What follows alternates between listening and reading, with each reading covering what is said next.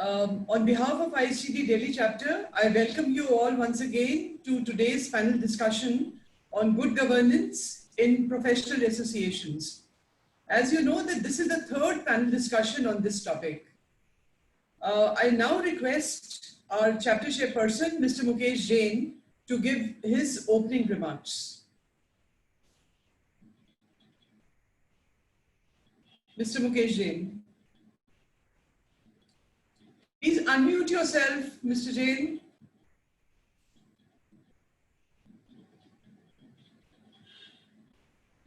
Yeah, okay. I'm so sorry. Every time it happens. No problem. A very good evening, ladies and gentlemen. ISTD Delhi chapter has initiated a series with veterans of various professional associations in India and neighboring countries to create a framework of governance and also offer competency development programs for the board and office bearers. We had the series 1 and series 2 on 17th and 28th July with veterans from ISTD, IMA, NHRD network, NIPM, BSHRM, Bangladesh, and CIPM, Sri Lanka. Our past national president, Dr. Yogesh Upadhyay, is supporting us in all these series. We are presenting the series 3 today with veterans from different professions like chartered accountants, cost accountants, company secretaries, business schools and engineering, human resource and training and development. I heartily welcome the moderator Shri Sanjay Gupta and the panelists Dr. Mamta Binani, Dr. Gunaraja, Dr. Apurva and our own Dr. J.N. Amrolia, who will shortly be introduced by our series director Dr. G.P. Rao. I also welcome senior members and office bearers of various associations, organizations, especially from ICAI, ICCS, ICSI, IEI, ISTD, NHRD, IOD, IMA, NIPM, DMA, FMA, and professional association. Last but not the least, the enlightening participants from various countries. We will shortly announce the dates and time of the series 4 involving other professional associations from India and neighboring countries. I once again heartily welcome you all, sir and madam. Over to Dr. G.P. Rao, our series director. Thank you. Thank you very much, Mr. Jain. I now request Dr. G.P. Rao,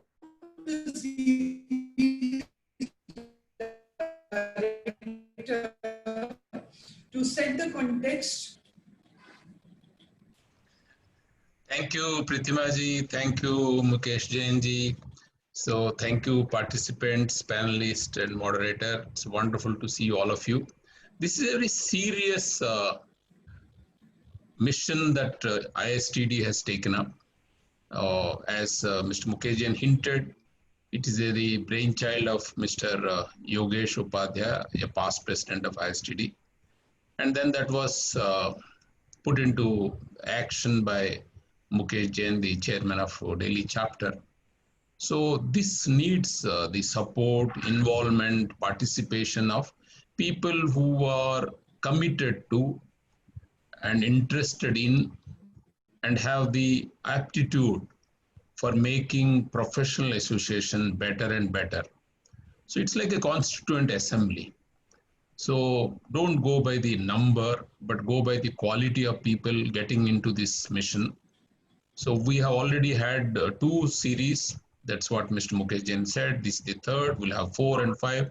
You must have noted down the inclusion of the bodies. It is not HR or it's not limited to management. So it's all professional association. Like today you would see we have panelists from company secretaries, chartered accountancy, cost accountancy, besides the training and development. So the mission is very noble, and your participation and your support are very much needed. So today's format will be, we have moderator. I am shortly introduce him. Then he will take over, talk about the theme from his angle. Then he'll introduce and present the panelists to you. We have got a wonderful panelist 4. And we want the participants' contribution here. So you will see on your laptop, there are different buttons. One button is called a chat box. So it's not only for saying good morning, good evening, or happy Independence Day, or welcome. You can also make your points. For example, you want to raise a question. You write Q and write your question. Or whenever the panelists want your views, you can express your views there. So use the chat box. Number 2, you will have something called polls. So we'll be conducting polls. We want 100% participation in the polls so that your views are considered in preparing that great document on governance or that great training and development program for the professional bodies, office bearers, and the secretariat. And another is there is a reaction button. In the reaction button, there are 2 options. If you agree with somebody, you can use this, or you like some idea, you can clap for him. So it's all the time, next 85 minutes, all the time, you can be participating and you can actually respond and give your indication of yourself to the panelists and the moderator. So these are the usage of the digital mode. So with that, I would introduce the moderator. Can we have the slide about the moderator? Yeah, our moderator today is Mr. Sanjay Gupta, CMA Sanjay Gupta is the past president of Institute of Cost Accountants. He's 25 plus years in the domain experience. Then he's the chairman and president of various national organizations. He's in the board of several companies. In fact, today he had attended 2 meetings. He headed an entire project with the government on study of ease of doing business in India. It is from Corporate Affairs Ministry and the Institute of Cost Accountants. He has got 25 years of experience with PSUs, private sector, multinational company. In in-depth expertise, you see the expertise is very important, integrated reporting, sustainability reporting, cost audit, regulatory. So these are all the core strengths, and he's very active. They are highly respected in the professional body called Institute of Cost Accountants. Welcome, Sanjay ji. It's all yours. I would request you to talk about the theme and introduce the panel and take us through the today's session. And I am there to help you whenever you require, Thank you so much. Welcome, Sanjay ji. Good evening, everyone. First of all, I am really glad to and thankful to Dr. G.P. Rao, who is the founder of Good People Relations. In today's time of epidemic and the way the things are happening when people are, at their homes and, it's you never know when it is going to end. So possibly bringing best of the people together and, sharing the thought and the intellect together. I must, really feel great. This is the idea of good people relations is really a nice thing. And somewhat, I'm really grateful to Mr. Yogesh Upadhyay ji, who somewhat connect us with this ISTD, and especially, the way I could see, possibly, it is so diverse today. If you look at the best of the schools, from the business schools, whether you talk about the engineering, and so many diverse people are here. And it's a very fortunate thing, I'm sharing with I always say as my senior, Dr. Mamta Benani ji, because, I always say she was the president of the institute when I was the vice president. So I didn't do much. I just keep on following her because she was bringing so much of a name and fame to the profession. And, if you look at the today's topic also, good governance in professional association. So possibly, I think in Mamta ji's time also, and especially the Company Secretary Institute and the Institute of Cost and Management Accountants, which is an institution which is formed by the Act of Parliaments. And we have more than 8,200 chapters all over India and overseas centers also. So even yesterday also when we were talking, when our Honorable Prime Minister Modi ji was talking about the governance and basically on the transparent taxation, and honoring the honest. So we could see, where the India is heading towards finally. Because the moment, if the cleaning, the governance starting at the top level, and we are talking about it, is going to a lot of change actually. So that change we could see, we can reflect, and in our institution, it was somewhat embedded in our DNA. And generally, when we are looking at the global world and we are working on these areas, I think so governance is a thing, which has to be, thing which starts from the basics. And then we have, if you look at today, we have very distinguished people, rather I feel privileged. I could see, Mr. Jain Amrolia, the past president of ISTD. And whenever looking at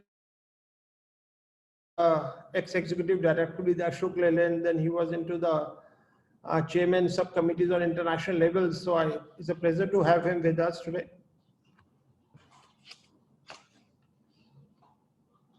We'll move to the next.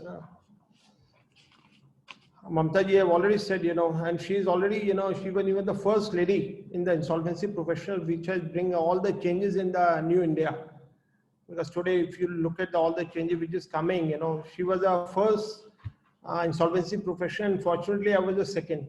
So I was just following the footsteps of her. Then we have Dr. T.M. Kunjraja ji, who is from the Institute of Engineers. And even we look at, that's what I was saying, with such an intellect and such a rich experience he has. And I could see, he's the founder chairman of Institution of Mechanical Engineers, Institution of Automobile Engineering, Institute of Civil Engineering, and Council of Engineering and Technology. So you can see how diverse the experience he's having. And Dr. Apurva Palkar, if you look at, the management, the business administration, and she's an alumni of IM. And we got going through her the policies, and she was a part of always the policy making. And she has been awarded by the prestigious Ravi J. Mehta Fellow Award. And she has authored so many books that I'll be looking at, I'll be requesting her to share some of her collection from the marketing management books, because that's my area of a lot of interest to me. So welcome, ma'am. Move to the next slide, please.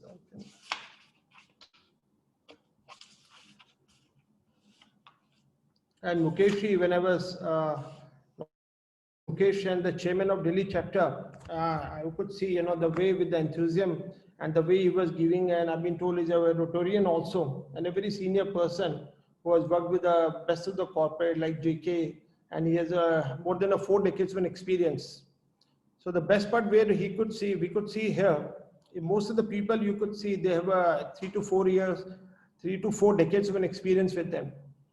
So bringing all the people, all the intellect, best of the people together from a very diverse areas.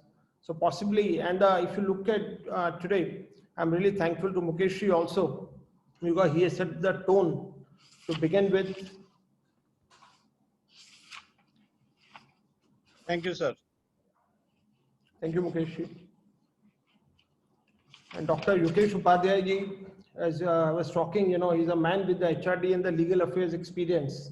And he's a president of Federation of International Trainers and Speakers at USA also. Rather, I'm personally thankful of introducing me to this organization.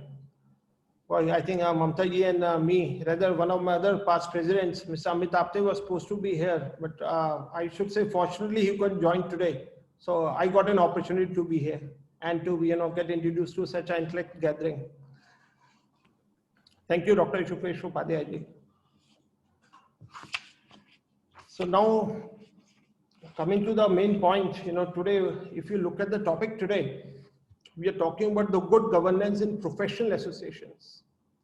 Normally, whenever we go for any lectures or any topic on the webinars, people are talking about more on the good governance. But now, the moment it comes good governance in professional associations, so possibly it makes a lot of relevance and more of a meaning today.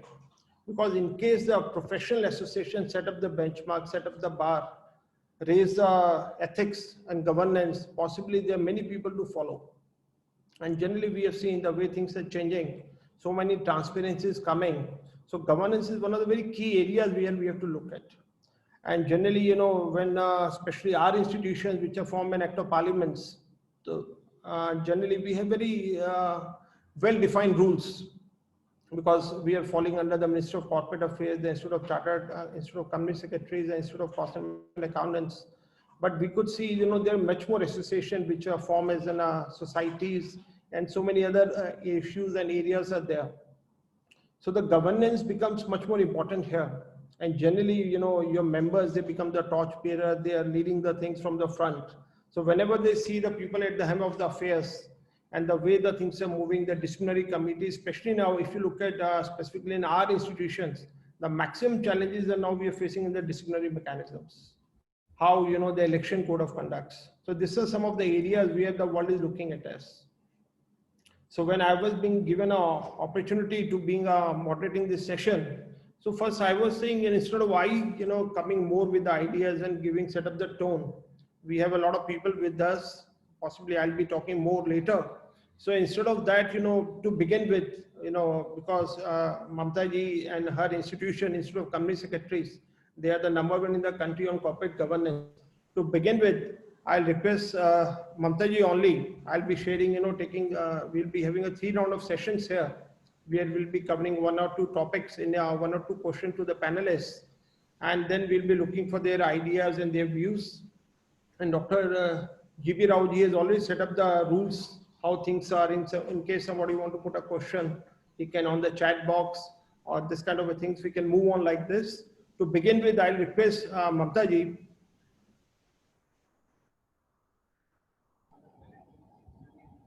Sanjay, we've lost your voice. Yeah, sorry, can you come back? Yeah. After my name, I lost your voice. Okay, I was saying, because you are from the Institute of Company Secretaries of India, which is known as a governance institute in the country. So I request you, if you can set up the tone by saying what is a good governance and structure meaning for you people. Thank you so much, Sanjay. That was, I think you were very generous in your words and your feelings. Thank you so much. Thank you to each one of my esteemed seniors here who are present, and especially Yogesh ji, because Yogesh ji brought us together. He was the one with whom I had shared a platform, and probably he found me worth to be sharing such a distinguished dais. So thank you very much. My good evening to each one of you and also to my fellow colleagues.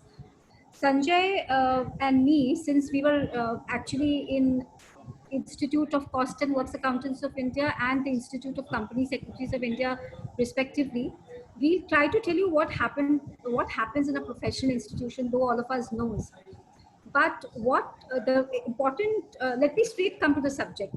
So the important risk that we face is, we are supposedly the person who has to have the baton of governance in our hands, because we are actually setting the tone for the entire nation to follow, because we are more, any institution is more policy driven rather than doing this and that, but it's more policy driven in the sense that it sets the whole background, it sets the macro picture in place. Though it sets the macro picture, only thinking that at the micro level, people will follow the macro picture because it has been set up by the head of the department. But seldom do I see that. I think the biggest challenge that we face is nobody sees what is written in the law. People actually emulate what the seniors at the helm are doing. I think the emulation is the most important message that you send out, rather than just creating SOPs after SOPs. So the point that I'm also trying to make is that SOPs is definitely important because you're standardizing a document, you are laying down rules and regulations bit by bit, and you're trying to leave no room for any sort of interpretation as such. And people are actually just thinking in the standard mode as it is set.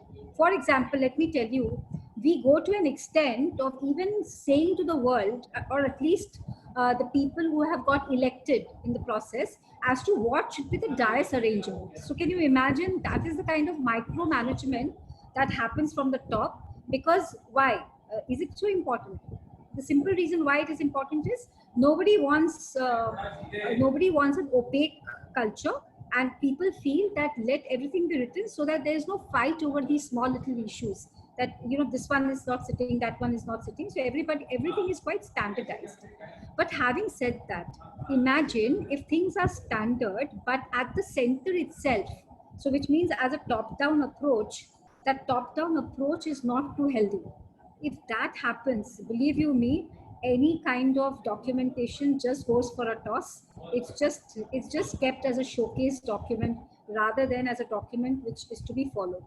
Now, Sanjay posed a question that how do you look at governance? So if I quickly tell you, how does a central body works? It works through agenda papers. It works through a document which is sufficing enough to take a call on that agenda. And third, it should, if you are the person who's driving it, I think, how would you take a decision? What are the papers that you really need to have to make a decision? Person do not think like that. A person thinks from the perspective of they don't think with any perspective. I think more so in today's world, I've seen agenda is created more out of a compulsion, more out of a duty, more out of an obligation, rather than really facilitating the gentleman. Or I mean, when I say gentleman, of course, as a General Clauses Act, I include both. So singular includes plural, and masculine gender includes feminine gender. That's on the lighter note. So I'm just trying to say that somehow or the other, we've stopped seeing from the perspective that if you want to take the decision, what are the data points that you need? What is the research behind that which you need? Very quickly, I'll take 1 or 2 more minutes. Sanjay, please allow me that. What I used to do, as Sanjay was mentioning, that in my time, I really set the tone, you know, because as I was telling people that, you know, it's there in me, it's ingrained in me, probably as a value chain, as a value system, I got it from my parents, and I tried to inculcate it more and more. So what I used to do is, whenever I used to prepare an agenda, I used to first myself sit and see that if I am a board member of a company, not of an institution alone, but of a company, what is it that I would like to see? And believe you me, I used to spend a considerable time making that agenda. And then I used to create a block, you know, where I used to write that if this decision is taken, this will be the impact. And if decision is not taken, this will be the fallback. And then what I used to do is, say for example, I used to always create a draft resolution. So I mean, for the sake of understanding of each one of us, because we are handling public money, all of us, any institution for that matter, or any university for that matter, is handling public money. So when you create a draft resolution, you're actually then telling the world that, look, this is the decision that you're taking. Because in words, everything gets lost. You know, we just don't know what is the decision that we are trying to take at the end of the discussion. So I think I leave the floor with a few of these thoughts, Sanjay. I hand it over to you. But believe you me, governance is something which people don't, let's not think that it is inborn. It's something which you can still inculcate. And these seminars really help that. Thank you for the opportunity. Okay. Now we have, I'd like to have views of Dr. Kunja Rajaji, who is a past president of the Institute of Engineers of India. Even luckily, you know, coincidentally, my father is also a civil engineer and is from IIT Roorkee. And I could see I've been always governed by him. Thank you, Sanjay ji. Yes, sir. As a part of the Institute of Engineers India, I'm happy to join with all the other organizations to discuss this good governance in the professional association, which is a need of the hour. I would like to highlight something about the structure of an organization, which is most important for the efficient functioning and governance. The professional bodies, whether it is registered as a trust, NGO, company, or a society, have different governance structure. In that, the good governance is the need of the hour in any professional organization in order to ensure and promote application of the best management practices and the compliance of law and adherence to the best possible ethical standards. The entire management processes and the practices of the professional association have to be in compliance with the principle of good governance. Good governance can simply be achieved by ensuring basically 3 important things, like the accountability, as Mamta ji said, transparency, and credibility. We say the Institution of Engineers India is the century old and one of the largest professional body in the world. The entire governance is based on some strong pillars which we have imbibed over the years. Broadly, a good governance is ensured under 4 important activities, which I'll be highlighting in the next round, particularly in the making policies, decisions, and democratic election processes. Putting all the project management and monitoring system has to be in place. And also auditing and financial compliances. Use of technology to leverage the above process is very important now. Even in this pandemic situations, we are able to be here through the technology where we are able to use and meet each other. So this is what I wanted to highlight in the first round.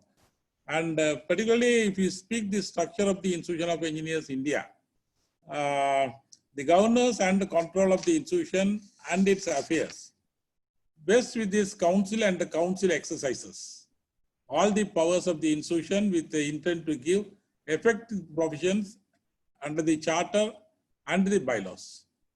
We have a Secretary Director General and who is the Chief Executive and who will be supervising and controlling the compliance with the President. And also we have various directors holding charges of various departments for execution of the institutional and administrative works. It is inferred from the above that is multi-layered decision-making process, which rules out any discrimination in the decision-making and also ensures inclusivity. I want to highlight here now in this situation, in today's, it is seen the professional bodies cannot work in isolation. There has to be a synergy with other bodies so that the best value to be added services can be made available to the corporate members. For an example, last year when I was president, we had a synergy program with the Project Management Associates, PMA, and also with the Institute of Cost Accountants of India. Apart from that, we also had a synergy program with the CII, particularly to create the support for the engineering students. That is the industry academia program, which for the final year students. So this way, the synergy is very important how we organize now the discussion to governance in the professional association. In future, the synergy is very important along with the all other professional organizations. This is my impact for this part. Thank you.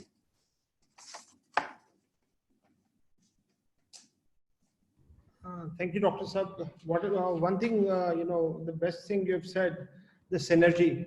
Even if you look at our institution, we were trying to form the limited liability partnerships. Yes. But today, the moment we start working today, we can see we cannot work in as an individual or in silos. You have to join hands with the people. And definitely, if you look at our profession, most of our members are engineers also. Even in my curriculum, we have studied PPC and all that, and especially in the power sector engineers. Yes. Even today, the time has come, when as institutions, you have to, your fellow professionals have to join. And, you have to work like an Apollo hospitals, where there is a different skill set of different doctors. So they're joining hands together. And tomorrow, when even as a profession, we are working in any of the areas, we have our engineers with us, different other source of people who are working with us on day to day. And in case we have to move forward, and especially, the Swabhiman Bharat and other things which we are talking about. So possibly the synergy is the most important part. Very good. Thank you. And possibly, if you look at our next speaker, Dr. Apurva Palkar ji, and she was, the best thing, and like in the CV, apart from, she was in the part of the state startup policy committee and skill policy committee at Maharashtra with the government of India. And with her, she's a mathematics graduate also. And so, when you are talking about she's from business administration also. So, Dr. Saab, if you can kindly highlight what is a good governance and why we have to say the governance. If we only say governance, why we have to add the good to that? So, if you can kindly, elaborate more on that.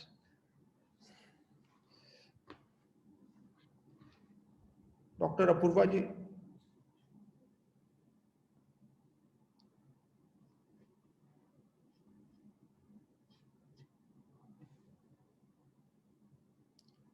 Madam, you have to unmute yourself.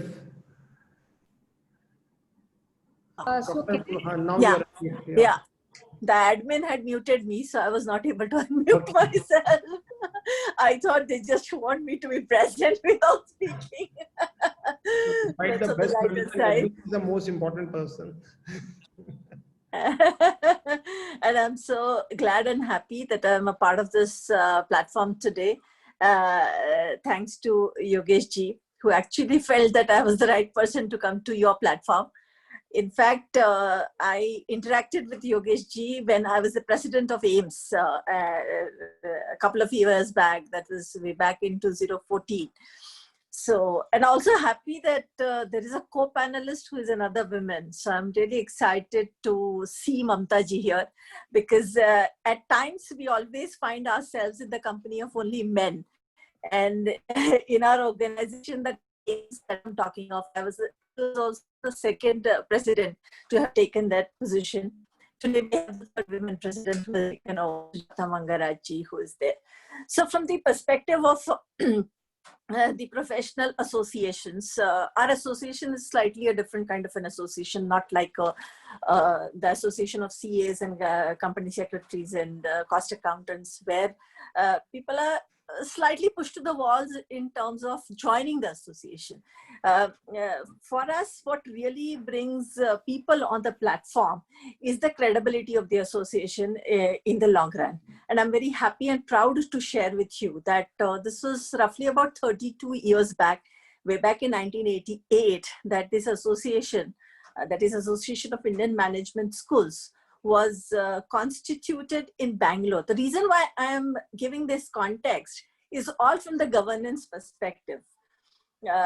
Most of the past presidents that the association initially saw, in fact, the first couple of 9-10 presidents that we actually had were from premier institutions. And there was a benchmarking that was actually set in terms of the governance framework as far as the association is concerned. What I actually feel is that a governance system to be really robust and a system to be taken forward, it's essential to have very clear organizational objectives in place. And I think this work was done very successfully by the past presidents, who actually saw through as to what would really happen probably 50 years from the time the association was actually created. This association is a typical association where we really don't have any individual membership. It is all driven by professional members who come on platform. So what really is the differentiating factor for the association and the persona of the association, I would like to put on record here, which everyone takes forward from the governance perspective, also is the association being away from any political and ideological agenda. This is very essential in the governance system for any association, and closely working for the development of profession. In the case that we are into, it is management education. If I look at the history of the existence of AIMS, there are various instances of good governance and role that leadership has actually played in bringing this association on the forefront.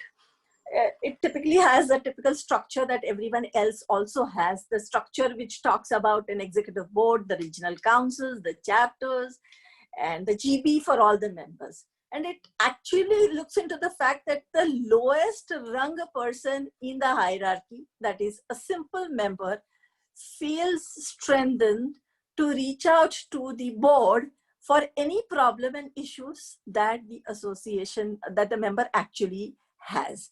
And typically this is the role that the association has been playing from the governance perspective in terms of comforting the members on professional grounds as to how to solve even the smallest problem. And as Mamta ji actually said, there's an agenda board, meetings which are governed by the secretariat. A strong secretariat is another important point I feel for a good governance structure. A lot of times the structure is in place, And when things are given in the structured format, there is no issue and challenge. The problems occur when there are unforeseen circumstances that come in front of us. This is where the governance plays a very, very, very significant role. Probably in the further part of the discussion, I will also share with you some of the experiences that I had as a president when I had to take in some of the areas which were actually not there in the Bible that my former presidents had actually put in front of us. This is where the leadership plays a very, very significant role in terms of understanding what is the persona of the association and what is it that the association stands for and what is the objective and mission.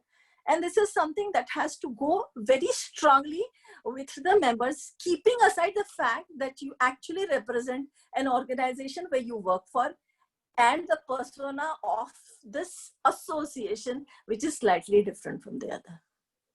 So with this opening remarks, I'll pass it on to the moderator to take forward this discussion.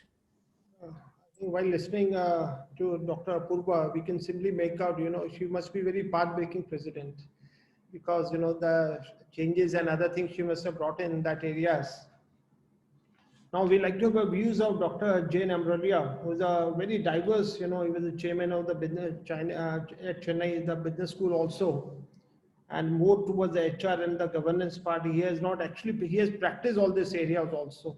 So we like to have views of Mr. Ambrolia, what he has to say, what is the governance meaning, especially in the very diverse experience he has.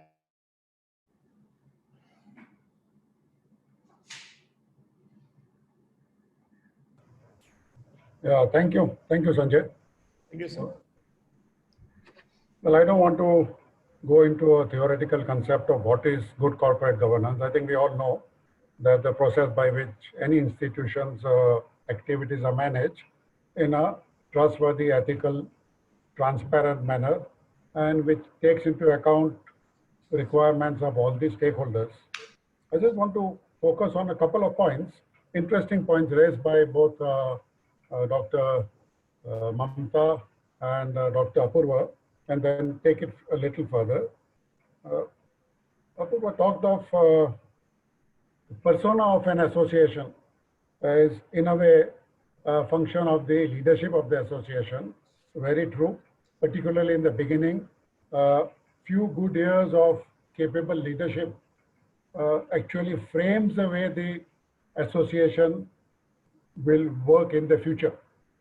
But having said that, I have also seen cases where good leaders are followed by not so good leaders, which is what brings me to the next point, that the only way to ensure good governance is not only by depending on the caliber of the leadership, but by collective self-regulation by members, by establishing norms which are formalized through the bylaws of the association. And particularly talking of associations like ISTD, CII, Employees Federation of India, etc., which are not governed by any charter.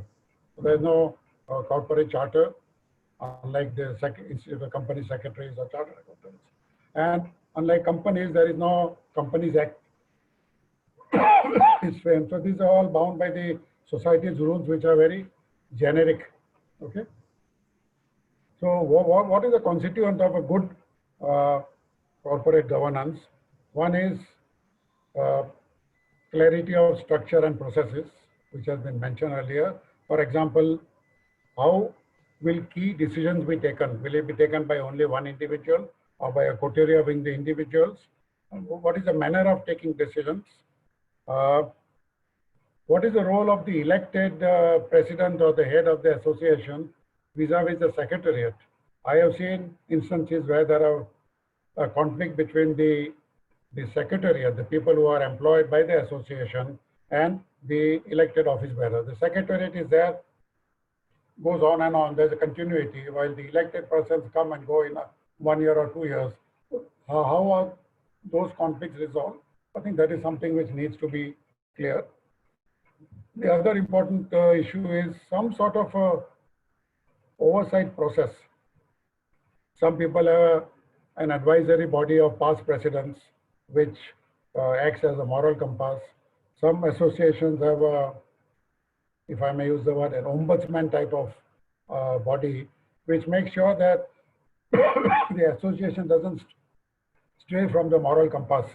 That is the second thing. Third is, of course, a very clear laid down code of conduct, the do's and don'ts.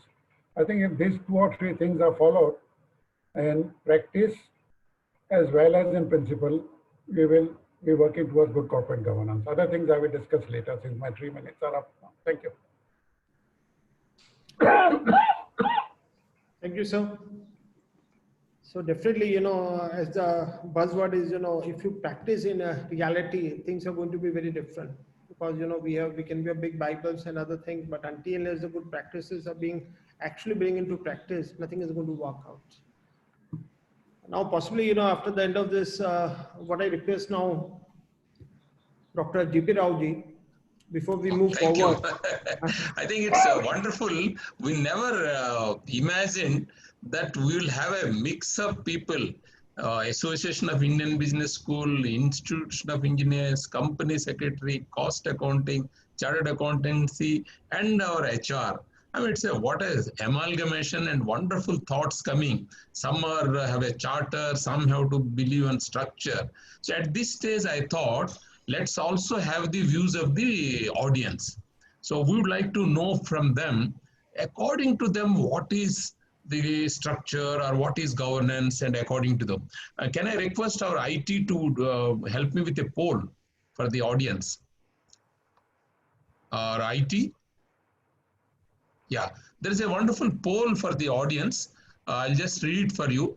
What, in your view, are the top 3 parameters of good governance of any professional institution? You can choose 3. There are many. One is timely and fair elections, timely and transparent sharing of accounts, sharing of goals and updates like Mamtaji started, follow code of conduct, carrying to growth, then collaboration with academia, industry. Oh my. And people have started voting. Wonderful. Panelists will not be able to vote. Panelists, no. Panelists will answer. And please don't end the poll because they have control now. Yeah, they will see. That's no problem. We just.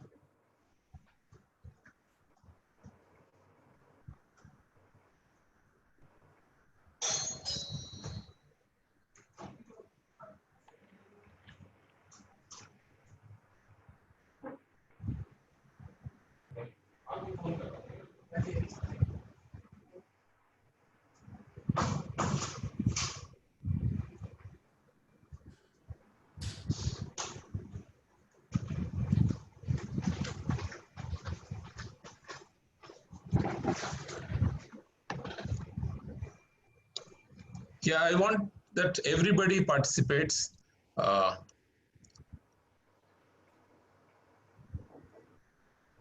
We're done 60%, but then I would request all to participate. You see, your views are very important. See, the panelists have held senior positions, led associations. In the audience, you see from a member perspective or a future leader perspective, we wanted your views. So, can all participate? Simple, just to choose 3. Yeah, wonderful. I think we'll have to close somewhere. We have done 63%. It's a good percentage. I'll just count 10 to 1. Yeah, we crossed 71%. So I'll just count 10, 9, 8, 7, 6, 5, 4, 3, 2, 1. So it's 71%. I am ending the poll, and now we'll see share the results with all. So this is the participants' view. They say that timely and fair elections is at the top of their mind. So if you do that, that means you are following governance. The other one they said is a timely and transparent sharing of accounts, follow code of conduct. So these are, they put it almost in the second. 44% of, that's good.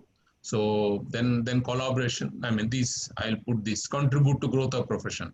So these are on the top of their mind. This is for the view moderator and panelists to note that this is on the top of the mind. So if time permits, I would request you to spend some time on the timely and fair elections. If possible, I'll request the moderator, because this is what the audience want. So if you can accommodate this point, that will be great. Then of course, timely and transparent sharing of accounts and all. So I'm just stopping the share and we will go back to the moderator. Thank you, sir. Thank you for that break, and over to you back, Sanjay ji. Thank you, Dr. Rao. Coincidentally, the second round of the discussion, it was concerned with the process of fair election and the transition management. That's what now wise people think ahead of us. Yeah. And generally, if you look at our institution, the way we work out, we have a chapters, we have a regional councils, northern, eastern, southern, all the 4 regional councils in India. Then we have a central council. Our structures of our profession are like, the governments, like your central government, state governments, and the municipal or the local governments. Or that methodology we have worked out. But if you're looking at the fair election, because, definitely this is one of the key parameters, and 52% has voted for that. So if you look at, for the, our institution, as far as we are concerned, the deadlines for the elections are very much there, because we are governed by the ministries. But definitely, if you're looking in totality, we're looking at other profession also. I would like to have a view of Mamta ji to begin with.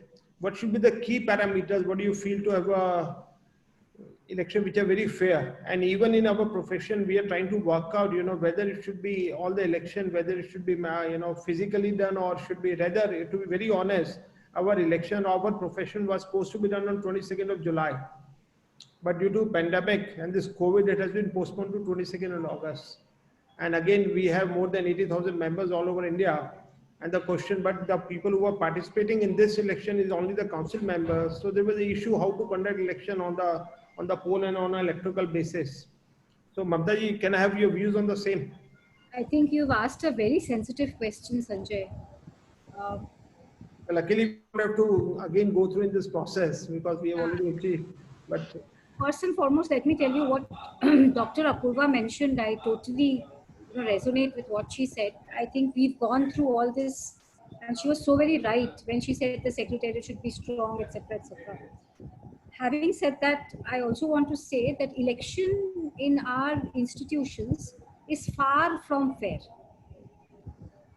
It so much happens.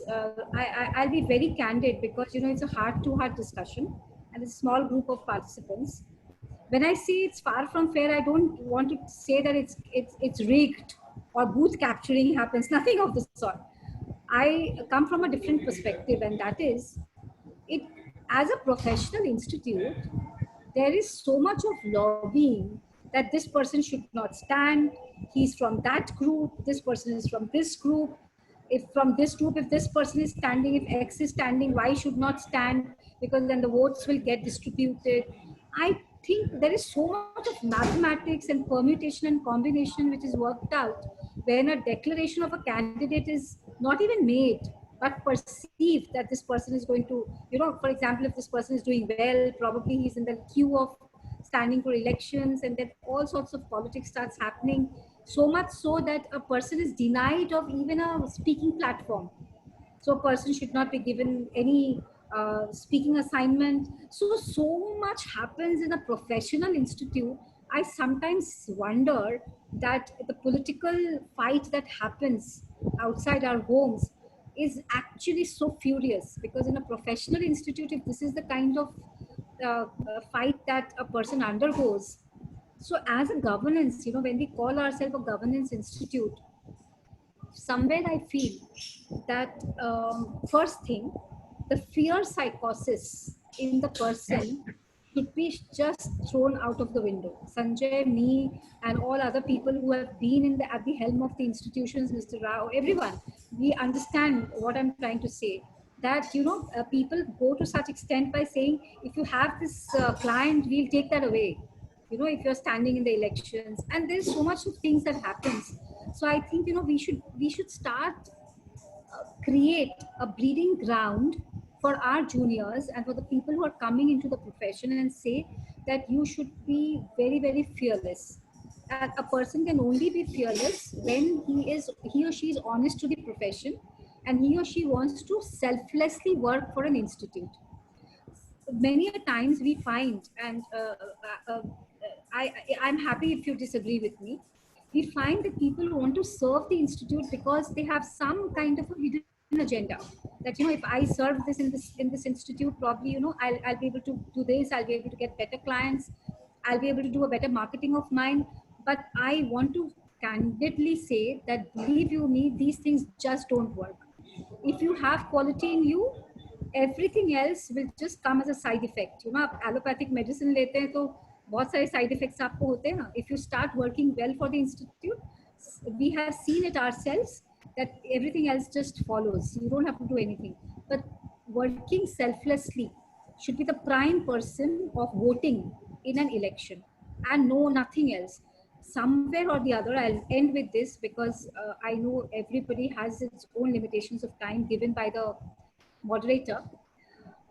आजकल I am seeing that in our institutes, जात पात पे भी election लड़ने लग गए हम लोग, जो कि we never thought that in a professional institute we would do this. It was far away from the thought process of any professional. But today I'm very, I feel so bad that why am I witnessing this? Probably कुछ साल बाद होता तो मैं witness नहीं कर पाती, but actually हो रहा है. So you know, I'll leave it to that. I just cannot get into so much of granular details, but yes, Sanjay, I wish to tell you that we, when we become past presidents, or maybe Apurva madam and all of us, somewhere we, you know, distance ourselves. We kind of feel that अब हमारी शायद ज़रूरत नहीं है, or we feel that, you know, we'll be bullied. People will not like our indulgence. There are so many things. I'm sure you're able to understand. But मुझे अब ऐसा लगता है कि we should play a role. Even if, you know, we are able to move 100 lives out of those 1 lakh people that we monitor or we have led, I think we do justice to our role. With this, I hand it over to you, Sanjay. Yeah, I agree with most of the points, you know, but generally, you know, when we were at the regional councils, you know, we were feeling the more we will go up, maybe to the central and towards the president, things will be much better. But the moment we start moving more into the hierarchy, we could see in a different side of the things. And generally it is said in the country, you know, when we are looking at the Bihar or the, especially the election in West Bengal, that is only problematic. But even when we look at our profession, we don't feel much of a difference, especially when all are professionals, highly educated, highly talented people. So definitely is an area to look upon, dwell upon. On the same, I like to have a thought of Dr. Guna Rajaji. And because from engineering side, we know more from the accounting and the management and the secretarial side, but at the engineers level also, you know, how do you feel, you know, how you perceive, what is the process of having a fair elections and how it works in your institutions? Yeah. Just one 10 seconds. Yeah. I have laid out, you know, what is my understanding. This may not be read as the general norm in any institute. You know, maybe I have had a better experience, and that is why we are in such platform to share experiences. So with that disclaimer, I give it back to you. So can we have the views of Dr. Guna Rajaji, please? Yes, Sanjay ji, thank you very much. See, as I said, ours is one of the largest professional body, consists of around 2.5 lakhs members in India alone, and consisting around 127 state and local centers. So we have a system of elections in the state and local centers, electing the committees, president and the secretary. And then in all India basis, we have an elections for the different divisions. But as we said, the fair elections, we look forward 100%. But it is a question in any organization. Even at the end of the elections, there will be some legal cases in few of the centers, which we are wasting our energy and the time, for which sometimes the centers are become inactive because of this problem. So where we can safeguard and rule out the governance in the election, fair election, we should bring many youngsters and many experts to come into it. we don't find, sometimes we don't find the new people coming in, where only the existing people continue for a long time, and I don't deny that their contributions are good. But in the same time, we should also allow the path for the new youngsters and expertise to come in, so that the organization can grow. So in this, the fair elections where it can be restricted or can be consulted, we can say there should be, now the online elections have been started from last year. These online elections can definitely bring the way to participate, many of them, because previously it's a ballot papers and everybody has to get their signatures and sending to posting, all these problems were there. But that system has to be changed now. It is changed. And during through these online elections, definitely we can have maximum fair elections for this type of professional bodies. Thank you.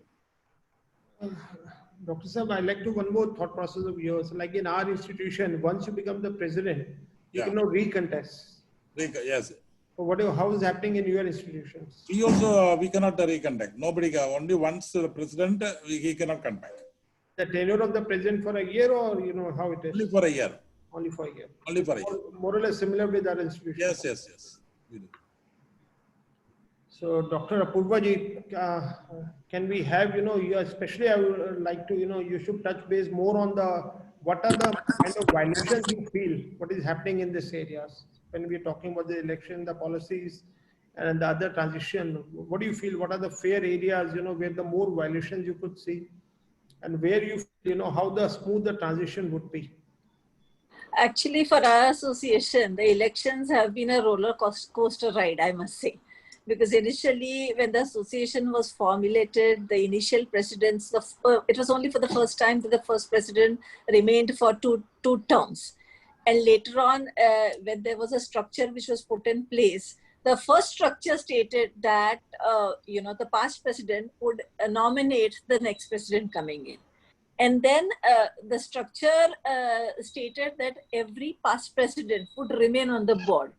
So over a period of time, there were multiple past presidents who were actually kind of nominating. So we started calling them as village elders. So they were the ones who were nominating the president.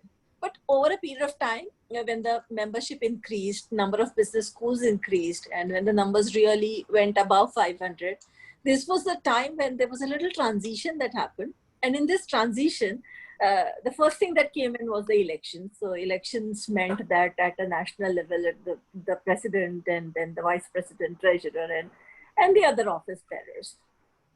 And again, it was put out in open, as you rightly said, what Mamta ji was actually mentioning some time back. कि वो घोड़े बाजार की तरह होने लगा, कि if who is going to contest the election, and then lobbying, and that time, this is something that I'm talking of 10 years back when there was no online system, Sanjay ji, and this was a point in time where lobbying in terms of reaching out for the ballot paper, etc. These were the things that started happening, and then we realized over a period of time that we're all professionals and it should matter to us as to who becomes the president. And therein we brought in certain changes in our election format. And that election format clearly stated that we need to have something what we call it as news, that is north, east, south, and west. And it also stated that one had to be on the board for X number of years to get into the presidency. And over a period of time, we also ensured that to have fair, transparent elections, we ensured that there was one retired judge or a retired bureaucrat who would actually oversee the whole election process. So we brought in these changes, and this for last 4-5 years, we are having unopposed kind of elections.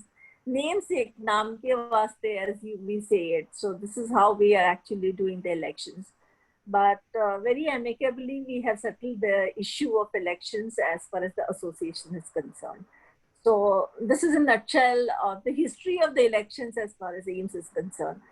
And maybe barely 1 or 2 posts where we have some elections. Again, so we kind of got away from the groupism that actually existed. And this has worked well for the association in the long run, I must say. I'm really glad to see, it's more like a Ram Rajya. So in Ah, this time also, if things are happening. But generally, if I was the youngest president of the institute, today, as Dr. Gunarajaji was also mentioning, whenever we look at the young talent, today, if they want to come forward and they want to participate in this election and want to be the office bearers, so they have one thing in very mind, they are devoting time to their time has a lot of value, and they want to understand what is the value creation or the value addition they can do to the profession. So that's the most pivotal thing it is in their mind. one small thing that I want to make here a point is that to make this amicable, we have to take a lot of efforts before the election. So we need to actually interact with each other to tell, what needs to be done and how we can accommodate people in the long run. So this is what really matters. And also second important thing that we have realized in the election is the leadership. A lot of times people want to come forward, but they lack the leadership skills, etc. So this is where we need to bring some components and, kind of bring people on the platform where they start performing, doing some things, and then bring them to the level of presidentship, etc. So it is more of a process of consultation, a lot of consultation that goes on in the elections as well. As you rightly said, the leadership now, if you look at the Dr. Amrolia, he's from the training and development area only. So now, can you throw some light, sir, how it works and how people can be groomed in this area and trained and developed in this area also? Can we have your views, Mr. Amrolia? Sanjay, if you look at the practical point of view, most people want to be elected on national bodies or associations or even on clubs also, I find, because they want a platform for projecting themselves or power or for lobbying. That is there. It's very rare that you come across somebody who really wants to get elected for the sake of working for the institution.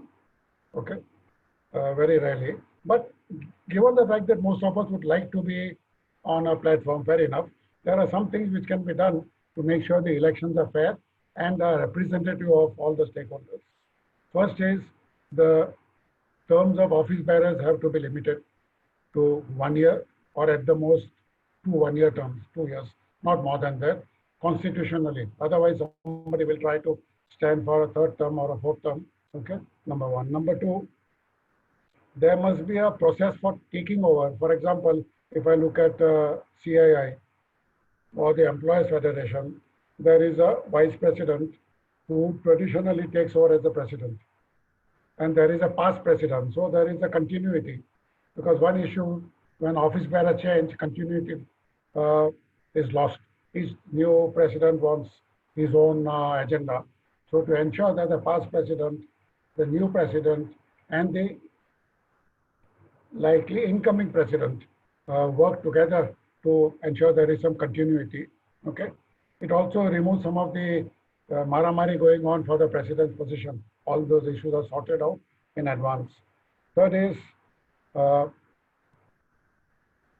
some organizations have this practice of opportunities of various constituents. For example, CII and some of the other industry bodies have, number one, region-wise allocation of seats to the National Council, industry-wise allocation of seats. There are seats for, let's say, small-scale industries, state-wise and region-wise and all India. Similarly, seats for other companies, region-wise, state-wise and all India, to make sure that the ultimate composition of the National Council, which elects the president formally, is as diverse and represents all possible stakeholders and nobody feels left out. Okay. The other one was mentioned by, I think, Apurva, about rotation by region. Many associations like Employers Federation have 1 year east, next year south, west, north, etc. And of course, an external returning officer to make sure that the integrity of the process is not there. In this case, I want to add one more thing. In an institution like ISTD, where the number of nominees from a chapter are dependent on the chapter membership, we find that a few months before the elections, In some chapter, suddenly 40, 50 new members are asked to join or made to join or whatever it be, so that the number of NC members from that chapter goes up. My own suggestion here would be that for voting purpose for election, a member should be a member for at least more than 1 year, so that new members are not just brought in to support somebody or the other. That's my view. Okay, that's about all. I will not talk about canvassing. Most organizations, they have the thing of no canvassing, but the canvassing is done informally. So I don't know how valid that rule is. It's a good rule, but may or may not be followed. Yeah. Thank you, Sanjay. Yeah. So that's a very tricky area, and generally we could see whenever you look for the smooth transition, again it becomes a lot of problematic area, because in a lot of things the vice president to president, and especially still it's more smooth. Only the challenges which we have faced when the new council is coming, when there is a 15 people, who are like, we have a council of 20 people, and after every 4 years we have election. Still within the 4 years it becomes a little easier to manage.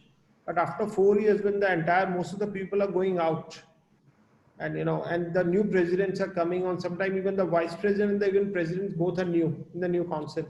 So again, we see what is the succession plan, how is the handover, and all other areas. So that's become very areas of concern. And the job of a moderator is to close the session within the time. So I've been already told by Dr. G.P. Rao, you are going a little slow. So without taking much of time, I'll request Dr. G.P. Rao. I think we'll have to go for an audience. Thank you. No problem. I mean, we are getting the best from the best of the panelists. 5 minutes here and there, no problem. So again, the election is a very, very sensitive issue, and it's an issue of interest to members. So, this one topic is always of interest to people. So we must know from them, what are the pitfalls or the violations they see, so that we can take cognizance of that and guard against them. So I would like to have a poll on election process. So from the IT, can we have a quick poll now that they will do it fast? So before we go ahead, I think I'd like to just give 1 minute to Dr. Jain. Dr. Mukesh Jain, I like to see in ISTD Delhi chapter or IST how you handle this kind of thing. He will tell you. Toward the end, the poll is already there. Okay. Yeah. Because now the elections are happening, I do not want him to stop. Actually, it's a sensitive matter. The elections are happening at this stage. The current chairman should not talk about the election process. Okay. Any past president can talk. So what, according to you, are the 3 commonly seen violations in the election process? In fact, Mr. Amrolia is a past president of ISTD. Or Upadhyay ji can tell. No, Amrolia Sahab is on the panel. Yeah. Let us not, create one more layer. Mr. Any question you can ask Mr. Amrolia. So these are the 3 commonly seen violations in the election process. So they said groupism. Let people vote. Let people vote. They're voting. So the points are undue delays, not sharing the process to everybody. It's only known to some people. Biased choice of election officer. They take an election officer, they're related to you or a friend to you. And unfair canvassing, groupism, avoiding democratic process. I nominate you, you nominate my brother next time. So that's that one. These are the points. Let's see what our members say, our audience say.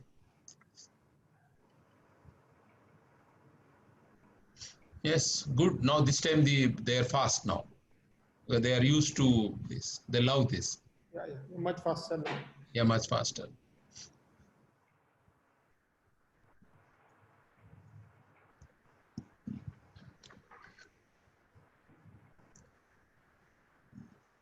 Whichever comes as their top, I want you to take that into the round 3 and add something else. Yeah. So how do we mitigate this challenge? If this challenge comes, whichever challenge comes, you can ask Mr. Amrolia and start with him once we get the results. Yeah, now it's faster.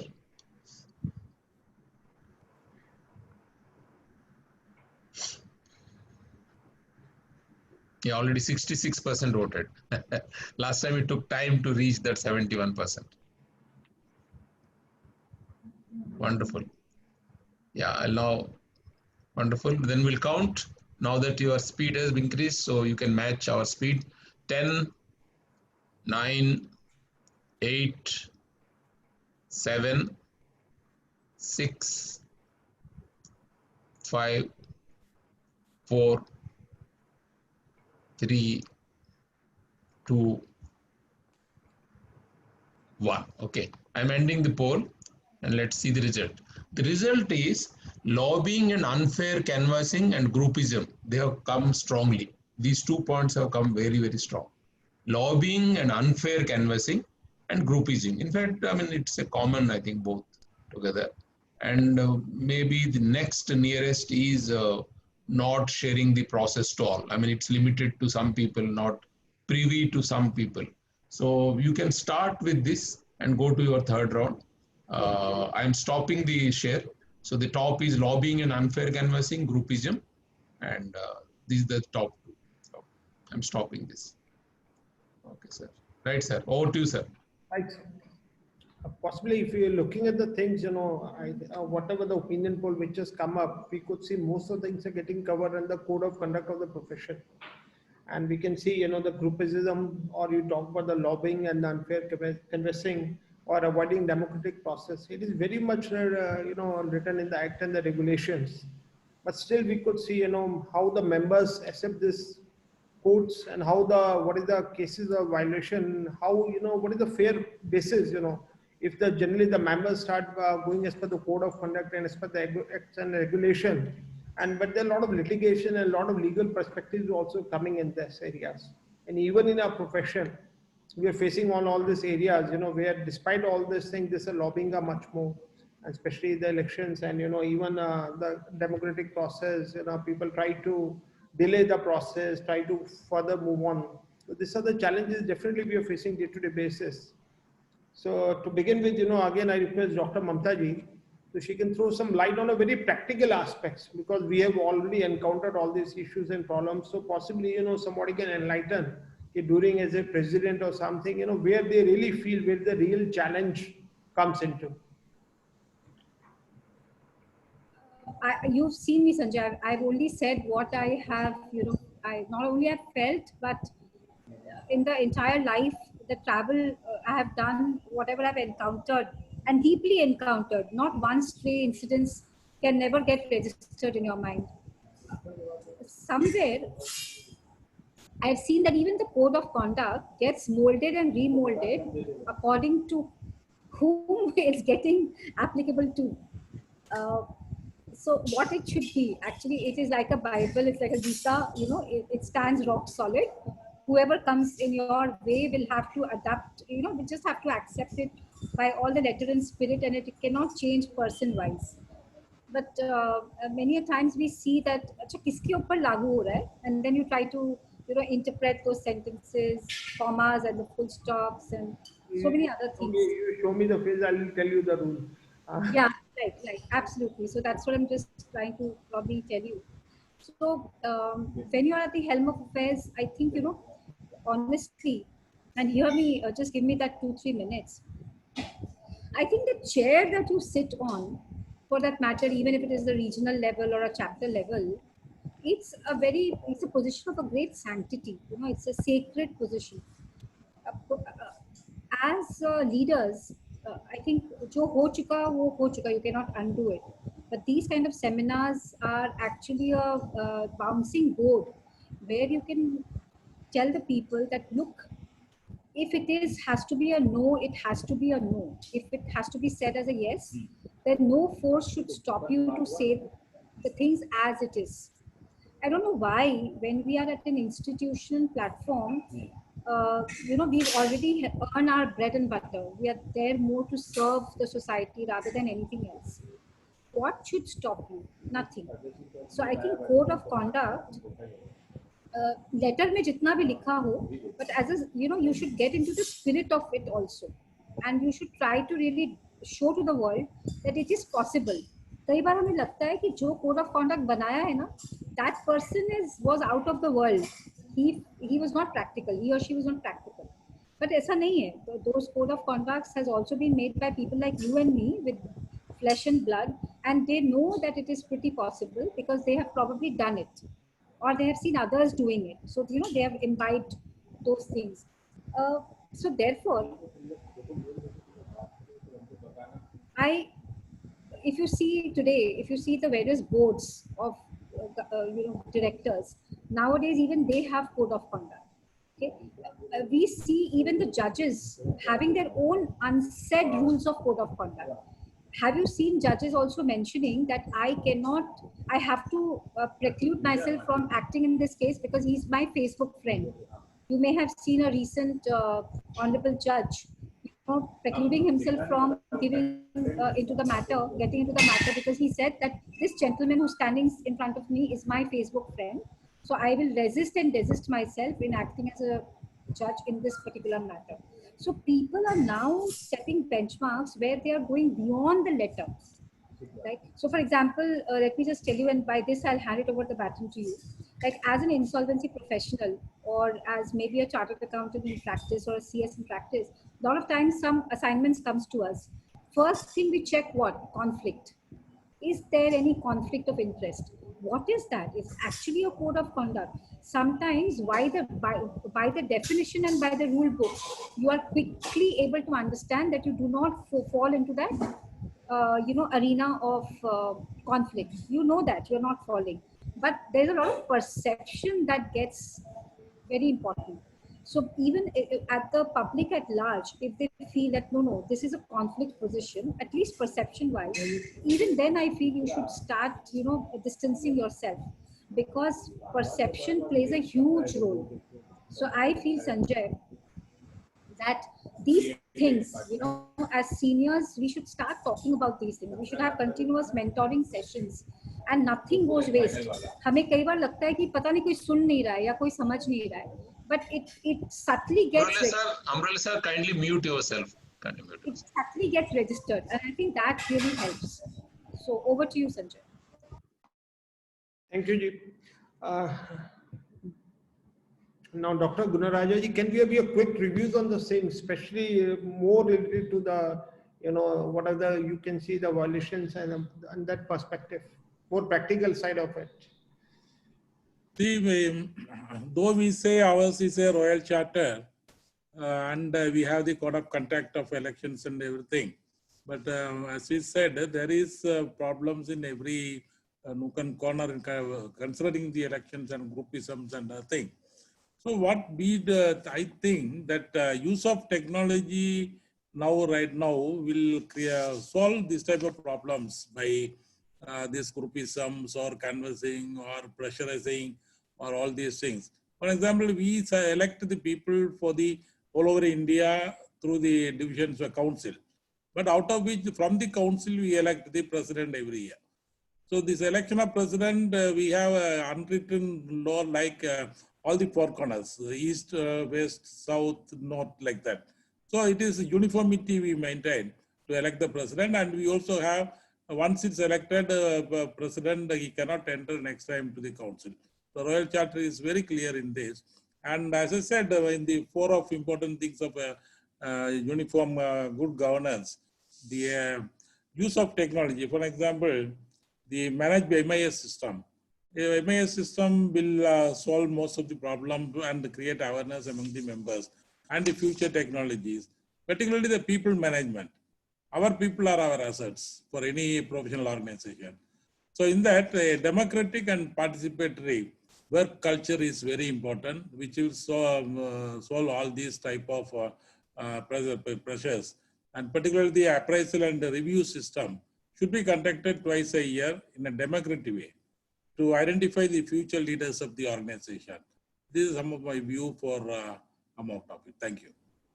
Thank you, sir. Now moving to Dr. Apurva.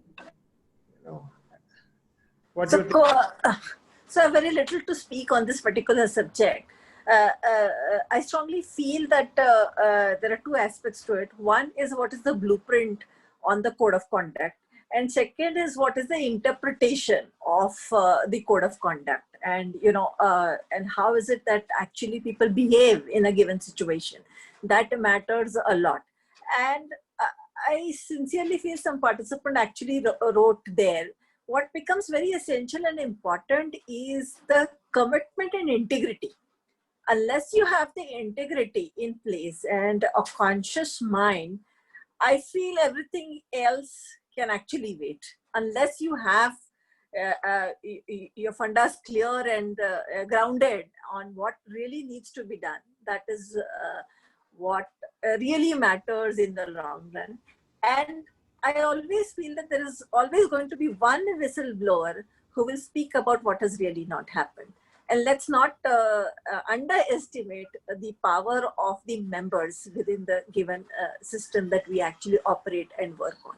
And that one person can probably do a lot of harm that probably not estimated in terms of the gains that we get in violating the code of conduct. So I strongly feel that it has to be within you to follow the norms and principles, Otherwise, there's always a way of perceiving things in a very different manner and proving your point, but that's not what is important. What's really important is what is in the social goodness that really needs to be done. One point you're raising integrity, because that is somewhat embedded in you, and until that point is not well taken, nothing can move on.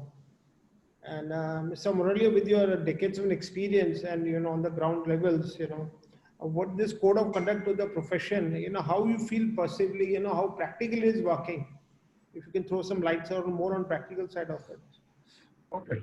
Sanjay, first of all, a code of conduct is something which evolves over time and is accepted by the members. You may start with a draft code of conduct at the beginning of an institution's life, but it normally gets modified, and ultimately it is based on the norms which the members accept and feel are fair. And ideally, it should be formatted through bylaws. It cannot remain a wish list, but it should be formatted through the bylaws, number one. Number two, that must in particular have some clarity on conflict of interest. For example, an office bearer should not take on any assignment which has a pecuniary benefit, should not give that to one of his family members, whatever it be, it should be laid down. Thirdly, there must be some overseeing body to enforce this. Could be a body of past presidents or eminent independent people to make sure that this is actually happening. And finally, some disciplinary mechanism. So if this happens, what do I do with the member? For instance, cases of moral turpitude or corporate frauds, we terminate the membership of people. Okay, so like that, some of the disciplinary mechanism, committee of very senior people in the association to enforce this code of conduct. I think that's the only way it will work. That's all. So now finally moving, Dr. G.P. Rao, you'd like to have a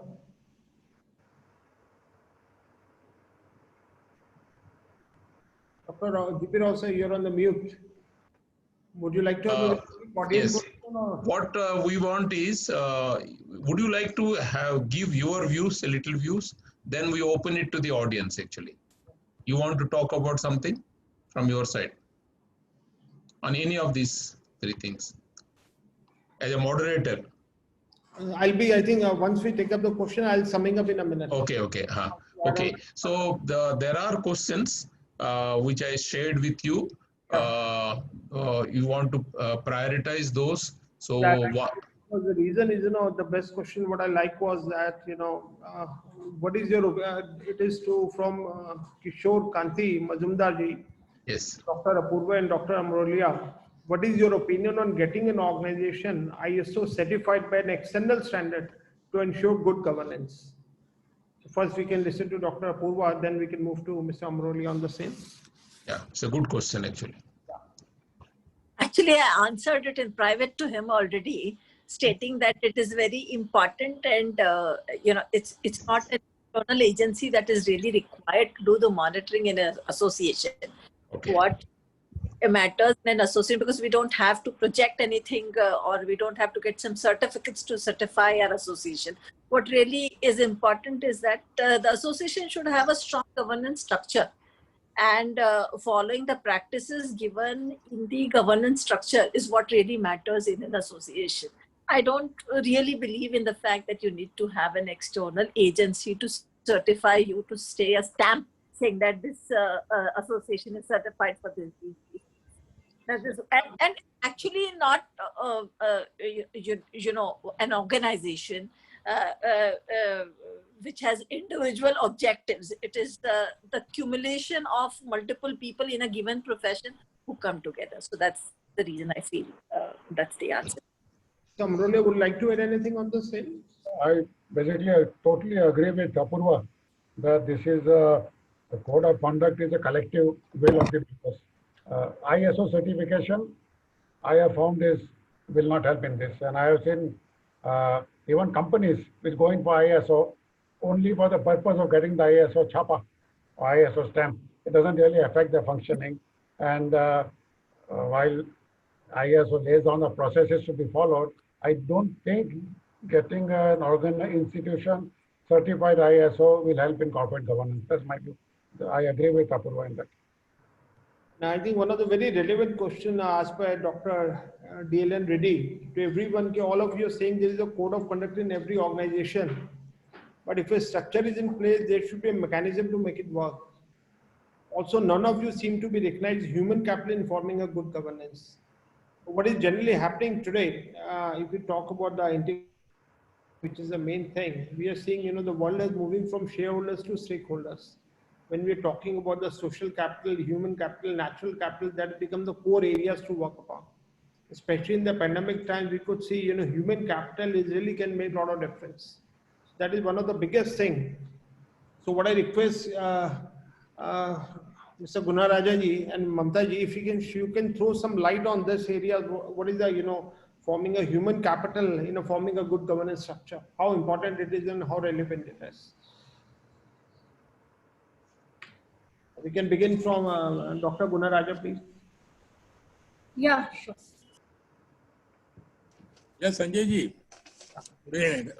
Are you able to, one minute, I'll mute. We can hear you. Hello, yeah. Yes, sir. So I'm here. Sanjay, what's your question actually? I was just saying, you know, possibly in today's time, you know, what is the role of human capital? As we were saying, the financial capital, apart from financial capital, now the natural capital, the social capital, human capital, that has become more, getting more important today. Yeah. We think that governance in context of governance, the human capital, how relevant and how important and how to put it into the pedestal. That's a question. Bringing more more people into any professionals is the strength of the organization. See, for example, our engineering organization, we say Royal Charter, 100 years of organization. Though we have produced many engineers every year in this country, but we are able to get only 2.5 lakhs of corporate members. So we should bring out the necessity and importance of this organization, and to every engineers to find the value of this organization, and by which that strength of the organization has to be brought in. That will bring more visibility and more participation, by which this type of violations, code of conduct, everything changes will be avoided. We have seen in our country in terms of human capital nowadays, you know, there's a time when any CEO resigns, you know, the shares of that particularly tumbles. Yes. We have seen the crisis in Infosys, we have seen the crisis in the Tatas also, the Cyrus and all other things. Yeah. Mamta ji has done so many cases in this area, so she can give a very firm perspective on the same. Yeah, thank you so much, Sanjay. I definitely have my own thought process in this. And let me say that human capital is a very easy and a very tough subject to deal with. When I say both, this is a hot and cold approach.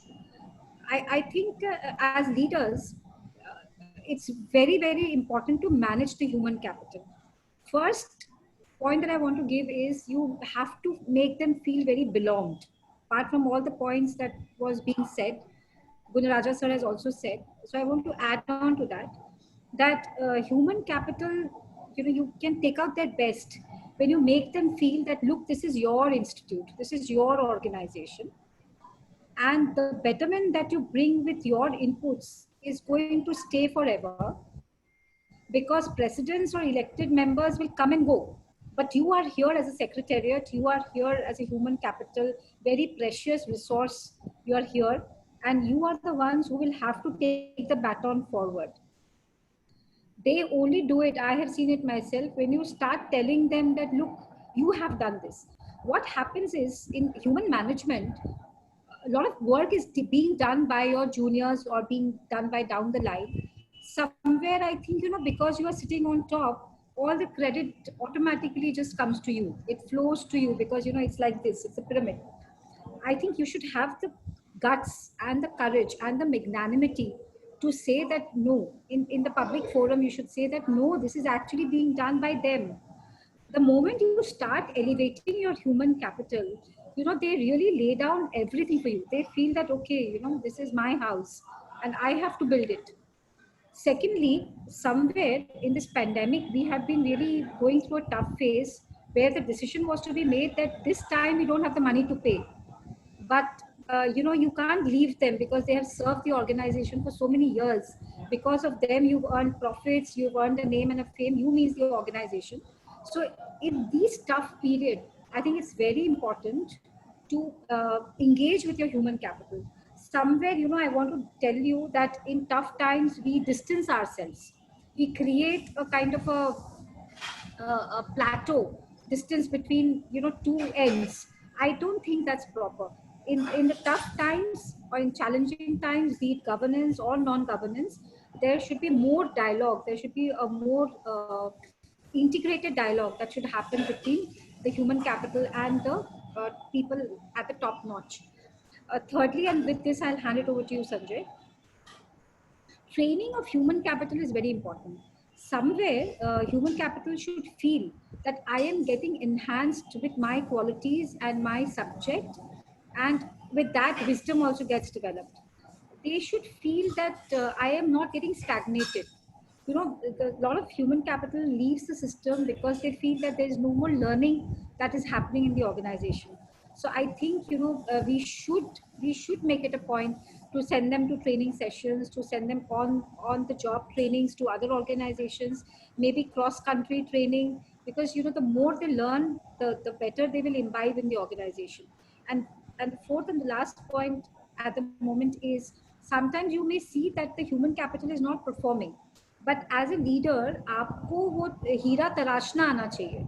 You should know, each and every person of yours who's working for you. Believe you me, that really helps. Calling the person by first name, knowing the qualities of the person. If he's going through a rough patch, just talking, reaching out to them, and just maybe talking few words of chit chat, comfort, etc. I think it's very, very important that if a person is going through a tough phase, let's not be in a hurry to force them to perform. I think every one of us goes through such phases. So for human capital as a leader, I think it's very important to be also empathetic at times, if not always, but at tough and rough phases, one should be very careful while dealing with human capital.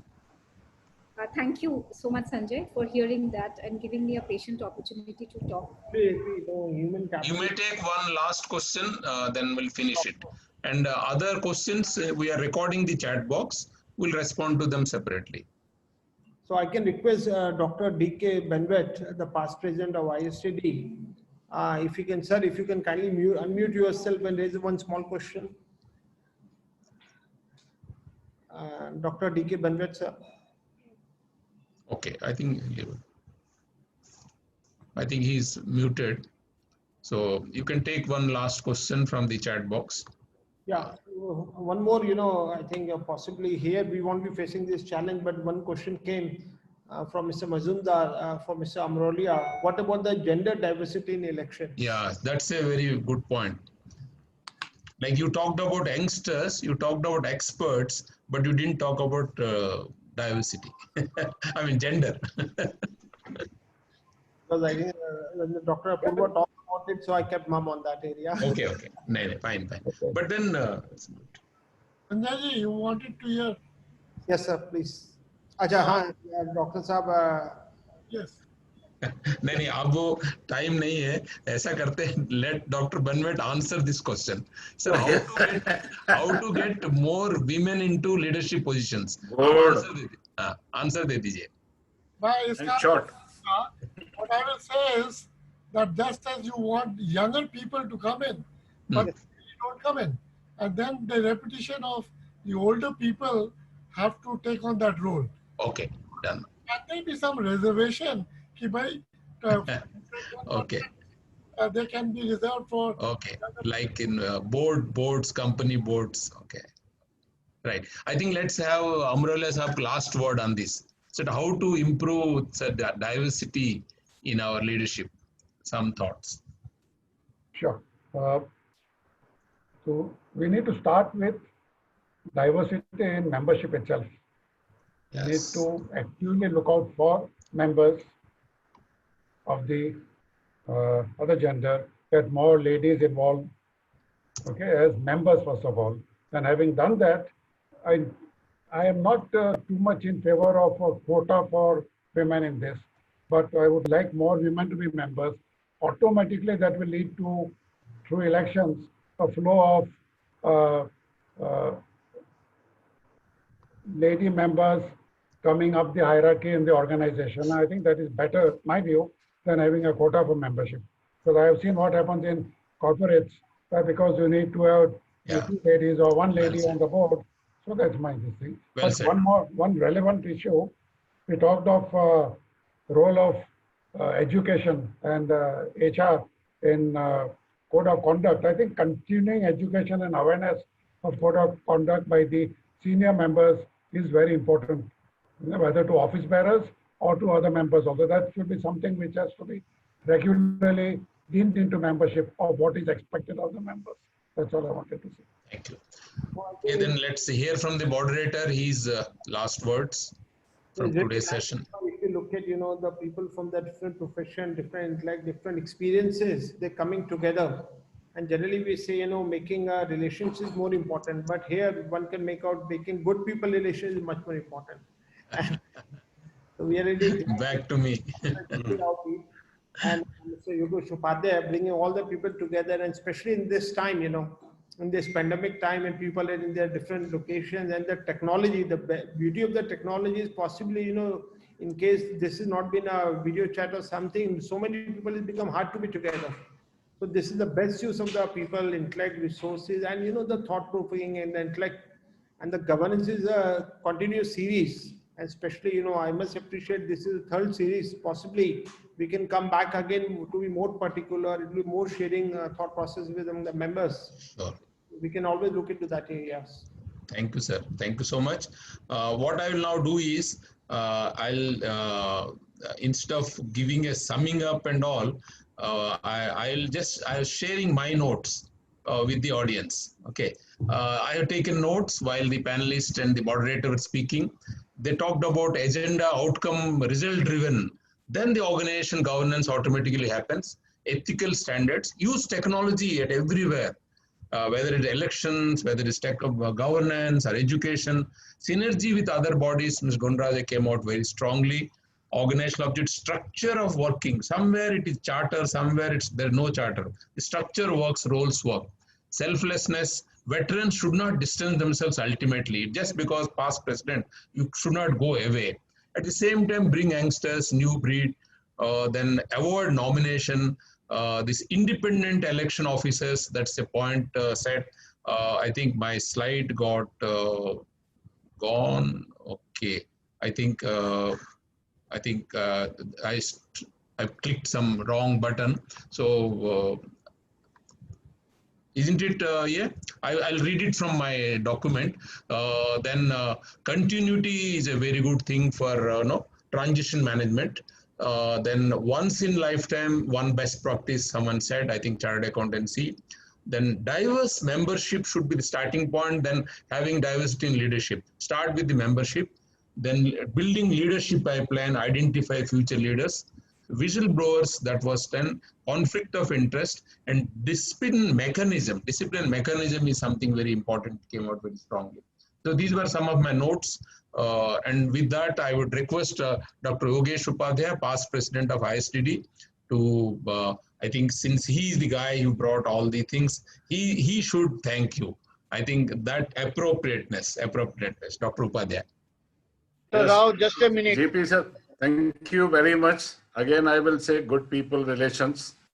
The aim of the series was, I will say in a sloka, Agni Shesham, Rida Shesham, Satru Shesham Tathaicha, Pune Pune Pravardet Tasmat Shesham Na Karyate. Means agar Agni Shesh hai, if your loan is remaining, these people, what they are self-generation. And same are the evils of governance. If we do not remove, that elimination, other than elimination strategy will not work out. So we are discussing those evils in positive manners. And see, there was one more question, okay, how to train. So now GP sir, actually he informs in all the webinar, he has a big plan. Our education academic partner will develop a course of instruction for future leaders. See, now what has been, because all things, but I have seen Mamta ji ka dard. Mamta ji, all past presidents share same type of feeling when they see the institution nurtured by them is not conducted in a fair manner. We started, you know, we have 1 + 1 makes 11, but today we have many ones. And with 3 series of this webinar, we had a cumulative wisdom of 500+ years. This session of webinar was very satisfying feast of knowledge with lot of diversities. 5 national bodies, 4 non-HR bodies, all 4 directions covered, and both the genders are represented. Delhi North are Sanjay ji. Then we have 2 stalwarts from Chennai, Mamta ji from Calcutta and Apurva ji from Pune. On behalf of Delhi chapter of ISTD and the webinar steering committee, I would like to extend very hearty vote of thanks to very learned Mamta Vinani ji, past president ICSI, Dr. Apurva Palkar ji, past president AIMS, Dr. T.M. Gunaraja ji, past president IEI, and our own Vice Pitame, Dr. J.M. Amrolia ji, and very dynamic moderator, Sri Sanjay. Special thanks for him because I have contacted some 24 hours before the webinar. For the thanks is for 2 things. First of all, gracing the event at the short notice and also sharing their exceptional insights and opinion with us today. I think attendees of Thank you, sir. Takeaways. Yeah. We are also thankful to our people who have attended. Do join us for next series in large number. Thank you very much. Do take care of yourself and your seniors. Thank you. Thank you, Over sir. to Pritima ji. Over to Pritima ji. Thanks, everyone. Pritima Kaushal ji. Yeah, sure. So in the end, I would like to make a small announcement. I would like to share with you about a musical event which is scheduled for tomorrow, which is called Suron Ki Mehfil. It's a vibrant evening of music, and the singers are Rachna Luthra and Murli Narayanan, and it will be moderated by Mohit Luthra. We'll start at 7 p.m. And this is being, hello, are you able to hear me? Okay. Yeah, please carry on. Yeah. Yes, please. So this is being organized by ISTD Delhi chapter in association with Rotary Club Faridabad Elite, Rotary Club Delhi Rajendra Place, and Innerville Club of Delhi Rajendra Place. So these are the 3 bodies which are, organizing the event. And I request all of you to please grace the occasion. Thank you very much. And one more thing, I wanted to request Dr. Rao to share with us about the forthcoming national conference, being organized by Delhi chapter on 5th and 6th of September 2020. Okay. So Dr. Rao, very briefly, if you could. We have a video. I'll request IT to show the video.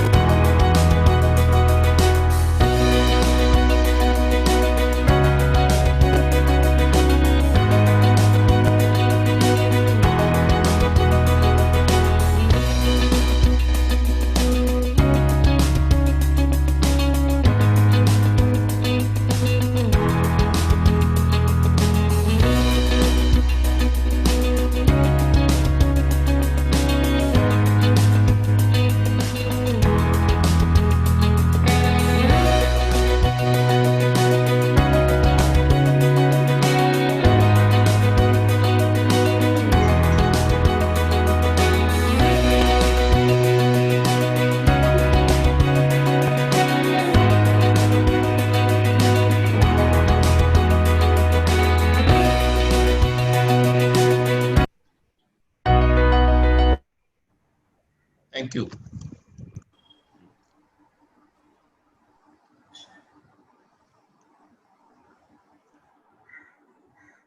Yes, Prithimaji, Okay, so, over to you.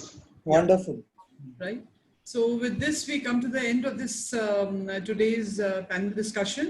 I thank once again the entire panel, the moderator, and all the participants who attended the panel discussion. Thank you very much and good night.